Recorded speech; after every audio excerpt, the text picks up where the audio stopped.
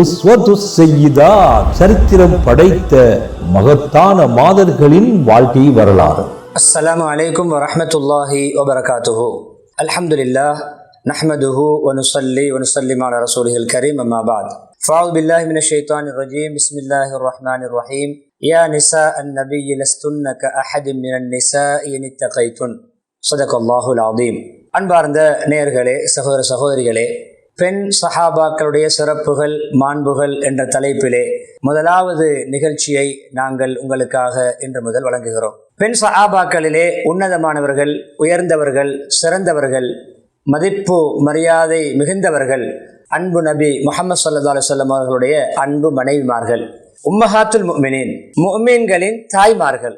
தாய்மார்கள் என்ற அந்த சிறப்பு பட்டமும் கௌரவமும் எந்த அளவுக்கு அது சமூகத்திலே அதனுடைய உள்ள அர்த்தத்தை உணர்த்துகிறது என்றால், உம்மஹாத்துல் முஃமின்களில் யாரையுமே முஹம்மது ஸல்லல்லாஹு அலைஹி வஸல்லம் அவர்களுடைய மரணத்துக்கு பின்னால், வஃபாத்துக்கு பின்னால் ஏனைய யாரும் திருமணம் முடிக்குவது கூட அனுமதி கிடையாது. அந்த அளவு அவர்கள் நிரந்தரமான தாய்மார்கள். அன்பானவர்களே, அந்த அமைப்பிலே உம்மஹாத்துல் முஃமினீன்களுடைய சிறப்புகளை பேசுவதிலே முதன்மைப்படுத்தப்படக்கூடியவர்கள் நம் எல்லோருக்கும் இரண்டு கருத்துக்களுக்கு இடம் இருக்காது. அன்னை ஹதீஜா ரலியல்லாஹு அன்ஹா. பொதுவாக உம்மஹாத்துல் முஃமினீன்களை பற்றி சிறப்பை கூறுகின்ற ஒரு வசனத்துடைய ஒரு பகுதியை நான் ஓதினேன். சூரத்துல் அஹ்ஸாபுடைய 32வது வசனம்.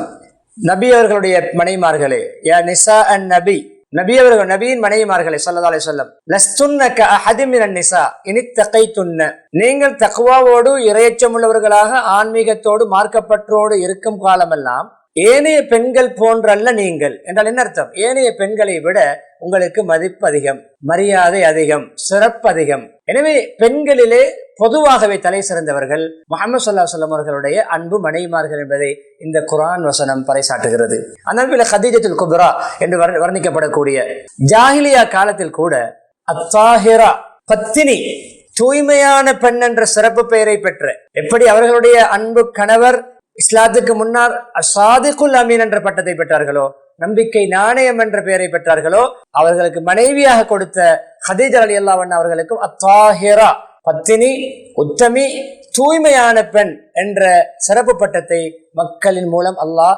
அவர்களுக்கு நட்பெயரை படுத்தியிருந்தார். ஹதீஜா ரலியல்லாஹு அன்ஹா ஆமுல் ஃபீல், முஹம்மது ஸல்லல்லாஹு அலைஹி வஸல்லம் அவர்கள் பிறந்த அந்த ஆமுல் ஃபீல், யானை படை காபாவுக்கு எதிராக நடவடிக்கை எடுத்து படையெடுத்து அழிக்கப்பட்ட வருடம் முஹம்மது ஸல்லல்லாஹு அலைஹி வஸல்லம் அவர்கள் பிறந்தது போன்று அன்றிலிருந்து 15 வருடங்களுக்கு முன்னால் ஹதீஜா ரலியல்லாஹு அன்ஹா பிறக்கிறார்கள், வாழ்கிறார்கள், வளர்கிறார்கள், திருமண வயதை அடைகிறார்கள். அபூ ஹாலா என்பவரை திருமணம் முடிக்கிறார்கள். அவர் சில காலங்களிலே மரணிக்கிறார். அதுக்கு முன்னாடி இன்னும் ஒரு பெரிய ஒரு வியாபாரியை, வர்த்தகரை, பிரபலியமான ஒரு முக்கியஸ்தரை திருமணம் முடிக்கிறார்கள். அவர் மரணிக்கிறார். அதுக்கு பின்னால் ஹதீஜா ரலியல்லாஹு அன்ஹா ஒரு செல்வ சீமாட்டியாக, ஒரு பணக்காரியாக இருந்தார்கள். ஒரு கௌரவமான குடும்பம். அவருடைய தந்தையும் குறைஷி தலைவர்களிலே முக்கியஸ்தராக இருந்தார், ஹுவைலித். அவருடைய பேர் ஹுவைலித்.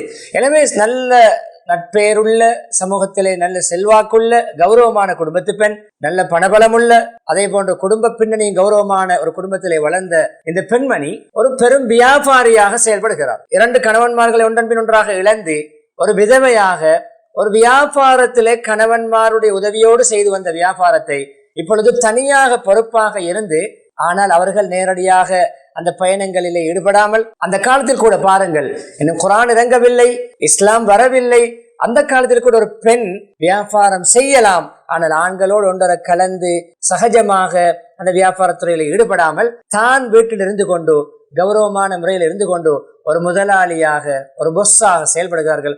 ஆண்களை வைத்துத்தான் வியாபாரங்களை நடத்துவார்கள். ஷாம் தேசத்துக்கு அனுப்புவார்கள், யமன் தேசத்துக்கு அனுப்புவார்கள்.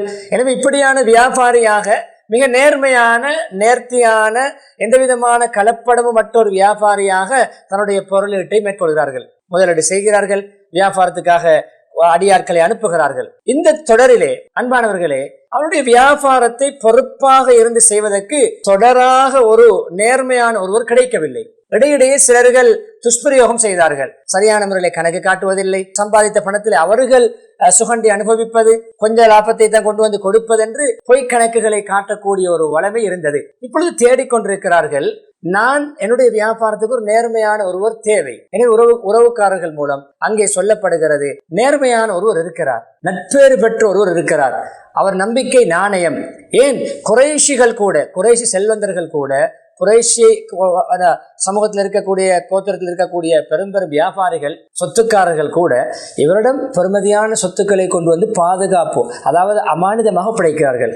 அவர் அப்படியே திருப்பி கொடுக்கிறார் என்று இவர்களை பற்றி கேள்விப்படுகின்ற பொழுது அந்த முஹம்மது ஸல்லல்லாஹு அலைஹி வஸல்லம் அவர்களை தன்னுடைய வியாபாரத்துக்கு பொறுப்பாக்குகிறார்கள். அன்பானவர்களே, இடைப்பட்ட காலத்திலே அந்த திருமணம் முடித்து இரண்டு கணவன்மார்களும் ஒன்றன் பின்னதாக மரணித்து இவர்கள் விதவையாக இருக்கின்ற காலகட்டத்திலே ஒரு கனவு காண்கிறார்கள்.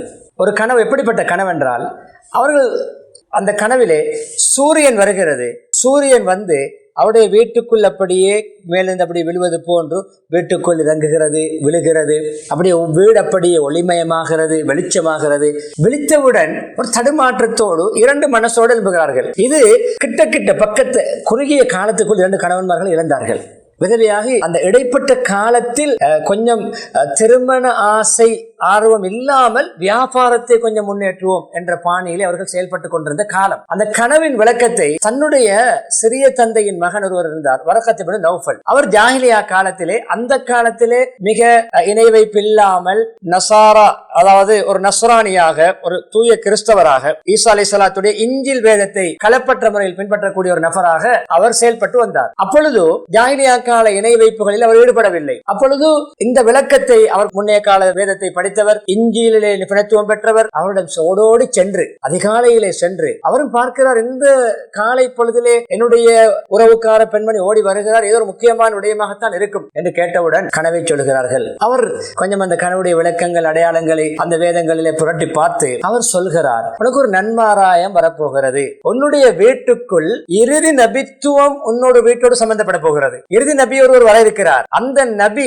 உனக்கு சில வேளை கணவராக மாறலாம் என்ற ஒரு சைக்கினை செய்கிறார்கள். அப்பொழுது ஒரு சந்தோஷம் சொல்கிறது, நான் எங்கே, இறுதி நபித்துவம் எங்கே, நான் வியாபாரத்தில் ஈடுபடுகிறேன், நான் இந்த பொருளாதார துறையில் ஈடுபட்டுக் கொண்டிருக்கிறேன், எனக்கு இறுதி நபியோடு ஒரு இல்லற வாழ்க்கை அமையுமா என்ற இரண்டு மனசோடு இருக்கின்ற பொழுது முஹம்மது ஸல்லல்லாஹு அலைஹி வஸல்லம் அவர்கள் இவர்களிடத்திலே ஊழியராக இணைகிறார்கள் என்ற அமைப்பிலும் வரலாற்று ஆசிரியர்கள் எழுதுகிறார்கள். எனவே இவருடைய தன்மைகளை, இவரை பற்றி நட்பேறு, நல்ல புகழ்கள், மக்களுக்கு நன்மாராயங்கள் பரவுகிறது, வியாபாரத்துக்கு போகிறார்கள். எந்த அளவு என்று சொன்னால், நம்முடைய பாணியில் சொல்வதாக இருந்தால், ஒரு சதத்துக்கு கூட துரோகம் செய்யாமல் அவர்கள் வியாபார கணக்குகளை காட்டுகிறார்கள். ஏற்கனவே அனுப்பிய அடியாட்களை விட, தொழிலாளிகளை விட இவர்களுடைய பொறுப்பில் முஹம்மது என்ற அந்த வாலிபர், இஸ்லாத்துக்கு முன்னால், நபித்துவத்துக்கு முன்னால், அவரும் கொண்டு போய் பொறுப்பாக செய்த அந்த வியாபாரத்துடைய லாபம் அதிகம், பன்மடங்கு லாபத்தை கொடுக்கின்ற பொழுது அவர் சொல்கிறார், அந்த சீமாட்டி முதலாளி ஹதீஜா என்ற பெண் சொல்கிறார், உங்களுக்கு நான் இரட்டிப்பான சம்பளம் தருகிறேன். முஹம்மது ஸல்லல்லாஹு அலைஹி வஸல்லம் எதிர்பார்க்கவில்லை, நபி இல்லை அந்த நேரத்திலே, ஒரு வாலிபராக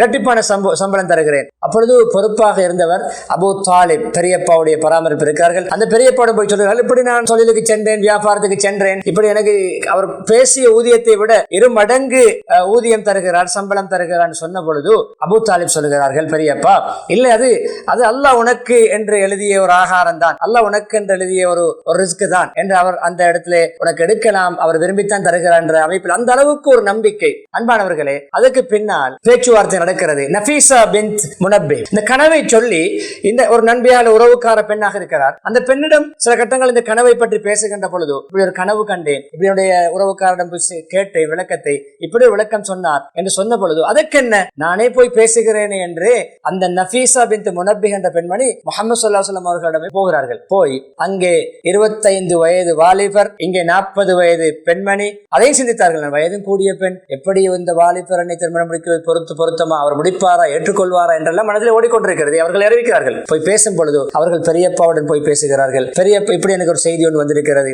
இப்படி ஒரு திருமண பேச்சுவார்த்தை ஒன்று வந்திருக்கிறது என்று சொன்னவுடன் பெரியப்பா அபூ தாலிப் அதே போன்று குடும்பத்தில் இருக்கின்ற முக்கியமான ஏனைய சிறிய தந்தைமார்களோடு பேசி கூட்டிக் கொண்டு போய் பேச்சுவார்த்தை நடக்கிறது. திருமணம் நிச்சயிக்கப்படுகிறது.